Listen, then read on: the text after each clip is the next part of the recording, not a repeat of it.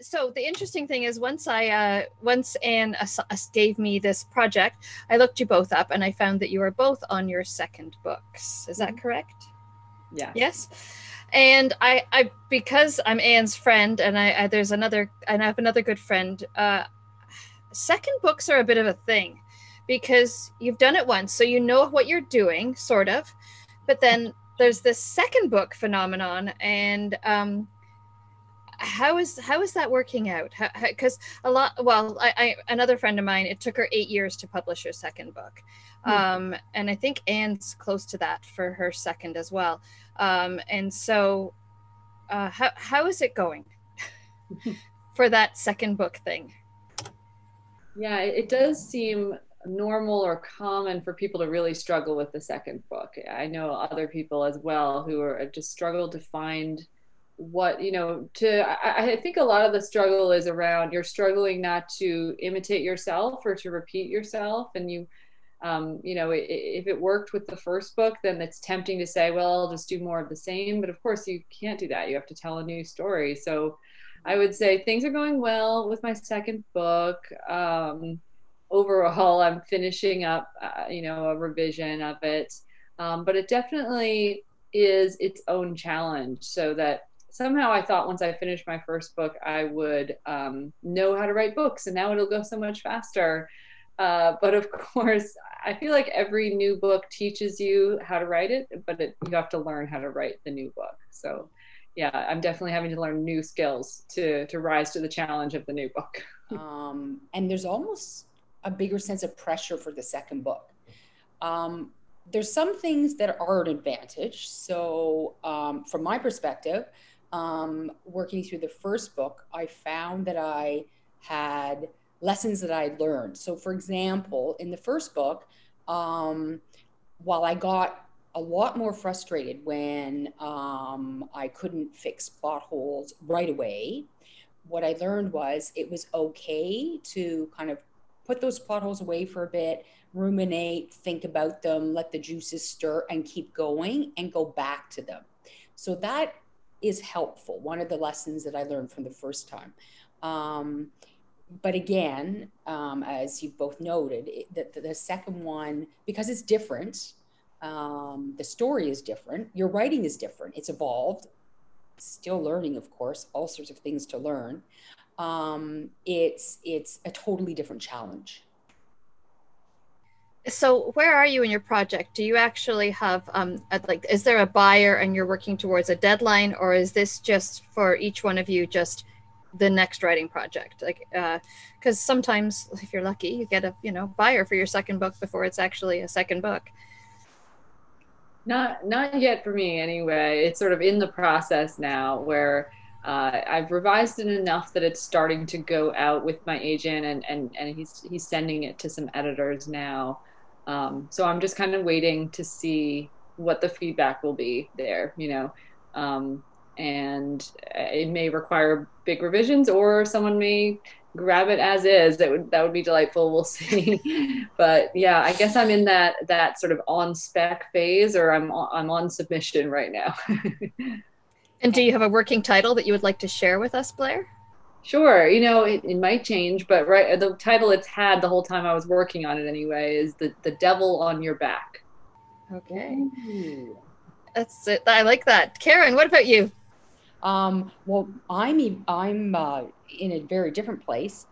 So I'm finished writing, just polishing, and about to query agents. So I'm many steps behind Fiona. So I have a working title, again, as suggested, that could change. Yes. And right now, I call the manuscript Flat Out Lies. Good. That makes me think, is that a reliable narrator? I always, with mystery novels and stuff like that, my thing is always can I trust who's writing this? I always find that unreliable narrator an intriguing idea. So can you go back to before you started or as you were starting? Was there a specific incident or something that inspired you? Well, I love thrillers and mysteries like both of you. And I love the human psychology. I find that fascinating. And I really love writing compelling characters, complex and compelling characters. When we go back to kind of think about that first question, it's a really interesting concept when you're writing at first, because initially I thought the characters would kind of, I would write the characters. But as I found out writing the first novel, that's not the case. And as the novel evolves, those characters come alive and they jump off the page, and you begin to learn about their quirks and personalities and characteristics. And so in this particular novel, as you suggested, Fiona, there's an unreliable narrator. And it was so much fun writing an unhinged character. Not easy. It took me a while, but and I had to learn how to pace that and figure out how that unreliable narrator would develop with respect to the reader reading the novel as the novel progressed. I would say it's often a kind of a resonant image of some sort, or some kind of place or time that starts haunting me, and I can't leave it alone, and it starts really resonating with me. And that's what happened with this book, where I was already interested in religious belief and fringe religious beliefs like cults and that sort of thing. So I was doing a lot of reading about cults. And then I got more interested in a particularly American brand of cults, the sort of survivalist, living off the grid type, which can often have this sort of violent streak to them as well. There's a sort of militant streak to them. And so I was reading a lot about these very dark organizations. And then around then, I watched a sort of a nature survivalist show on television. And it's a very specific image that stuck with me, where these survivalists were hunting in the woods and they killed a porcupine, actually. And then they're like, skinning the porcupine and trying to figure out how to eat it, really, when it's really hard to get at the meat of a porcupine with all those quills. So somehow this strange image of this unusual animal and the bloodiness and the violence of the hunt itself is this, like, I kept thinking about that image. So it ended up being the first image in my book of some people hunting and skinning a porcupine, actually.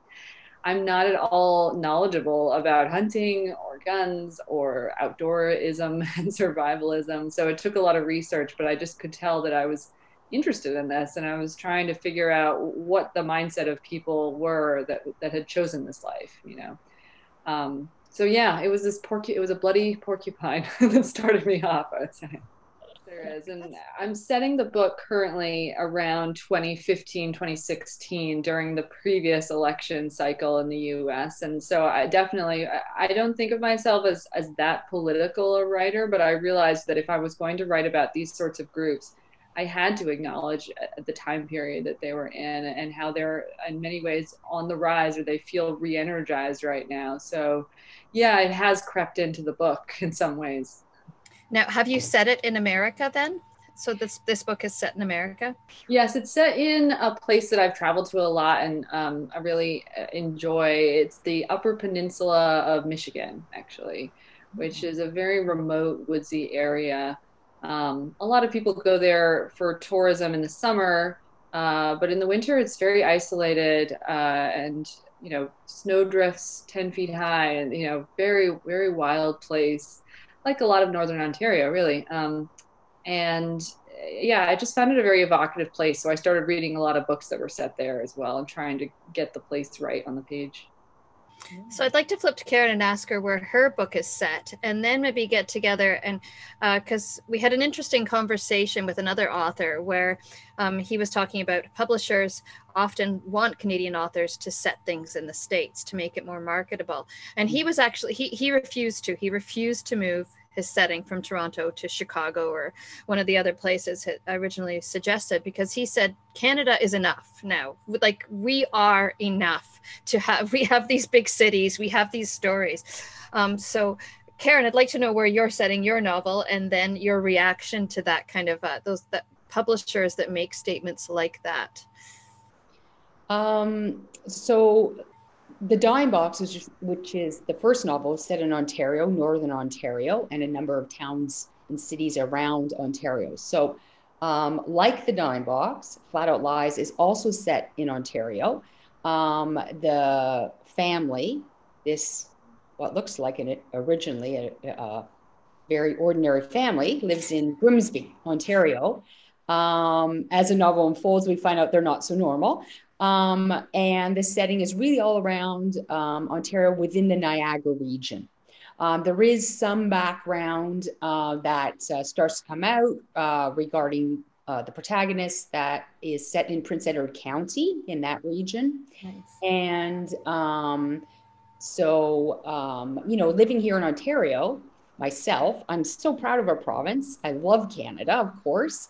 And it allows me the opportunity to travel, to better understand those particular geographical areas, not just the topography, but the culture, how it's set out. And it allows me to really ground the novel in the location. So as a proud Canadian, I'm quite happy to set a novel right here in Canada. I have heard, Fiona, exactly what you've heard. So I guess as a writer, it's a bit worrisome and as a reader, because when I read novels, no matter what genre they are, one of the things I do when I read, or I love to do, is escape to a different world.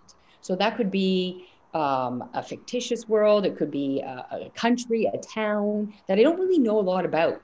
And I find that fascinating. Anything that I can kind of pick up and understand with respect to the dynamics of that particular community or state or country or whatever it is. And I'm hoping by setting Flat Out Lies in Ontario that if it continues along the road to being published, that a reader would feel the same way. So they'd be able to learn a little bit about Ontario and kind of, build a knowledge and appreciate that a novel may be set in a different country from them. Yeah, I agree. And it's interesting because the way, if that is the way a publisher or somebody thinks, it makes me feel like it puts Canada as somehow less than Chicago or something like that. And of course, there are wonderful cities in the States, but I would like to think that Americans, hopefully, are open-minded enough to experience another culture, and truly, if a story is good, if characters are compelling, the setting, while important, I mean, there's still got to be these universals and a well-written story should appeal regardless of whether it's Chicago or Toronto or Grimsby, which you don't hear often in a novel, I'm here to say. Yeah. So I guess as I start to query, it will be interesting if the novel gets picked up to see if there's any feedback about the fact that it's set in Ontario and whether that has to change. It's curious, the first novel set in Ontario, The Dime Box, and it came from the stories of students who I've had the privilege of working alongside and serving as an educator. So it was really important. It stayed in the province of Ontario because it reflected those stories. I do understand with Flat Out Lies that if someone wanted to change a setting, as you said, if they felt it wasn't compelling enough to market within an American audience, that would be something that would have to be changed. But like you, I'm really hoping we can keep it in Ontario. So how do you, what other things do you do to keep motivated or to keep yourself on track? Definitely. I think if I had some massive blank wall, I might put up a sort of a mood board or inspiration board.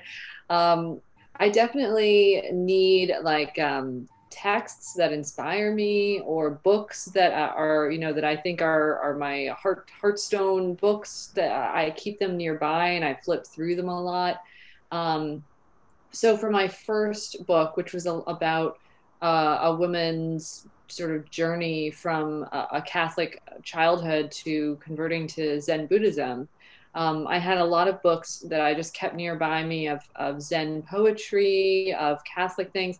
I realized that a couple of those books are still on my shelf now that I sort of kept near me. I thought it was interesting to see them together.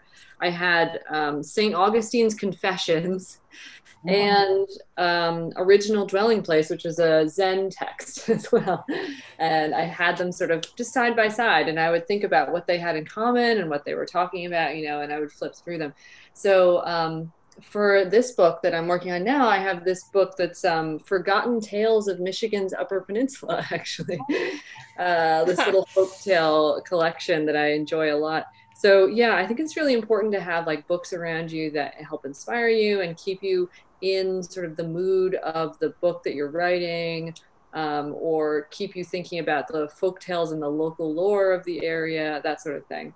So yeah, surrounding myself with the books that I love and that interest me is a main way of keeping motivated, I think. That's awesome. I love the way that, you know, obviously you craft with words, but you also use words as your inspiration as well. That's really cool. What about you, Karen? How do you keep yourself motivated or on track?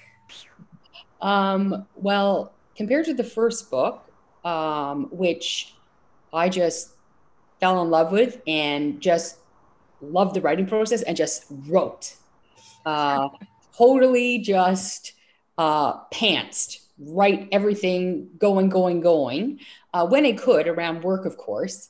The second one is a little different. So much to the chagrin of my family, in my writing room upstairs, I took off all the pictures on a wall. And because it's told from two points of view, a husband and wife, who don't really get along, I had to plot it out. And so I had every scene on a yellow sticky note. And so across probably about a 20-foot wall, I put down the different scenes as I was writing them. I wasn't actually sure where everything was going to fit as I started. And then I had one color for the husband, one color for the wife.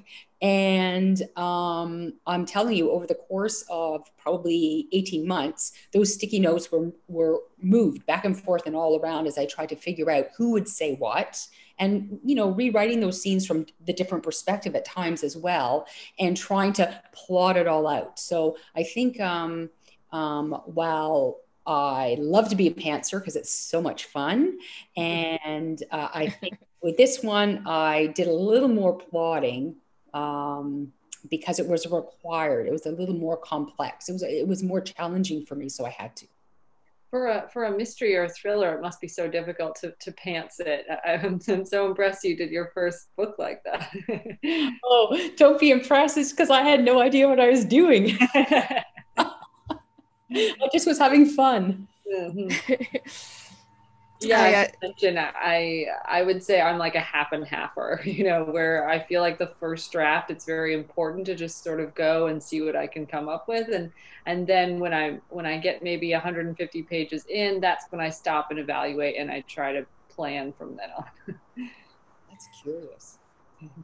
And then, of course, you get the other eyes of an agent or an editor who starts to comment and stuff like that too, which must make it. So how is that process? I know that you're not necessarily perhaps there with this work, but you have been there before.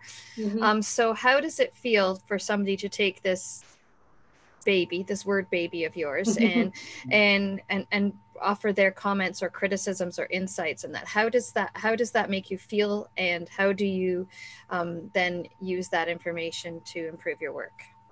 Yeah, I would say that I love feedback. Mostly there's still a part of me that's a sort of eager student that loves getting positive, certainly the positive feedback, but I'm very eager to improve as well. I'm trying always to be better. So usually if someone that I trust gives me insight and critiques, I'm just eager to take those, you know, and accept them. So once I was submitting to agents and I connected with my agent and we had some great conversations, and I realized that I trusted his taste and his evaluation of things, then I was ready to accept feedback and criticism from him. So certainly there were changes that were made to my first book, both with him, and then afterward, once it was picked up by an editor, we worked with the editor, and again, there were big suggestions that were made. So I certainly did a lot of revision on the book.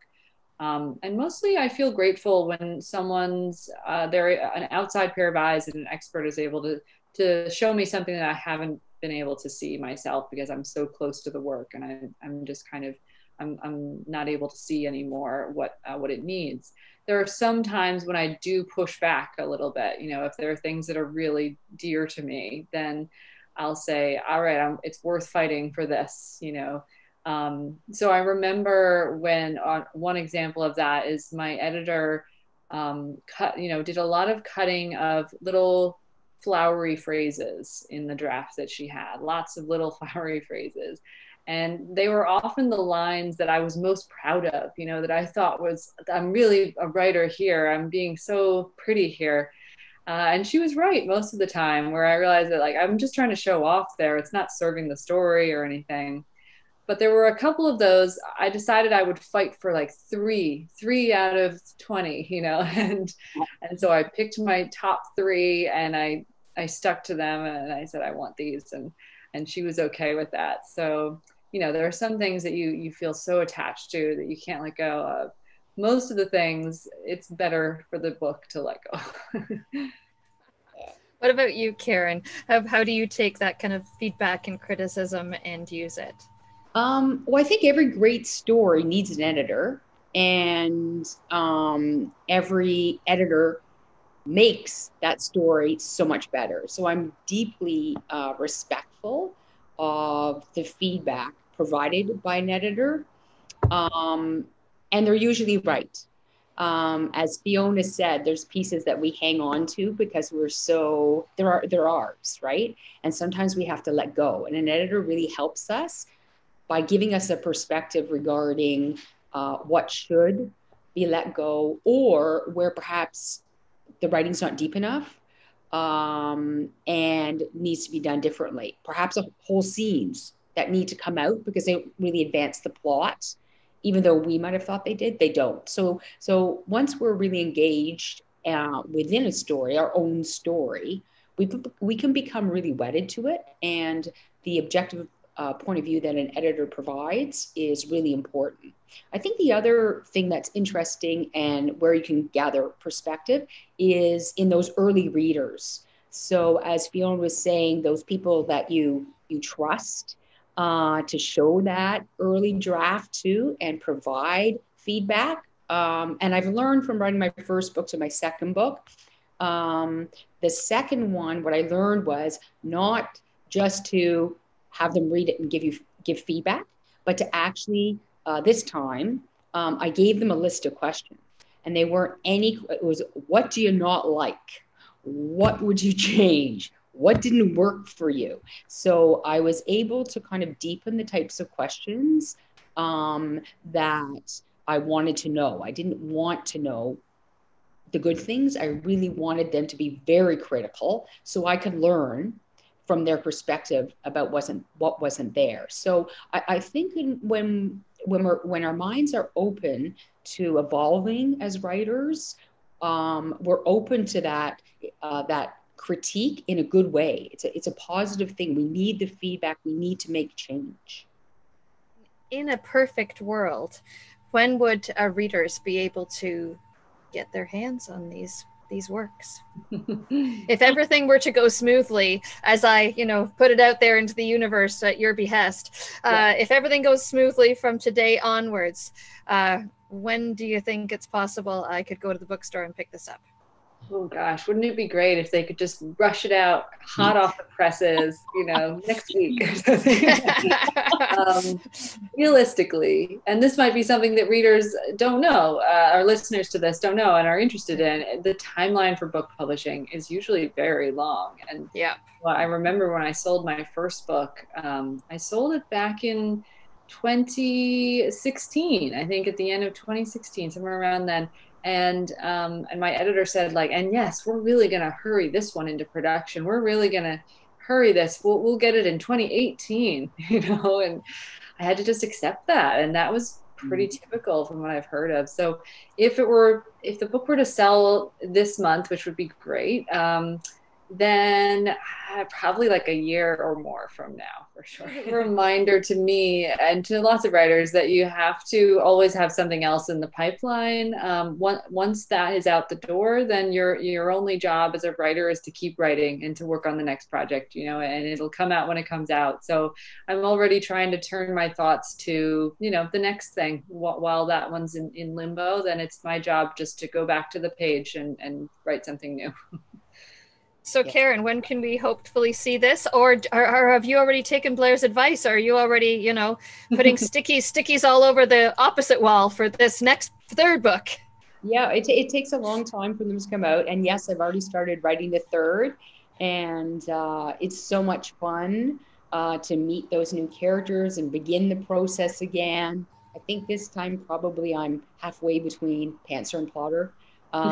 This one and yeah, so I mean, I think with any writer, right, our love is the craft, our love is the story, and we always have ideas for stories in the back of our heads, and we've got to keep busy while that whole process takes place.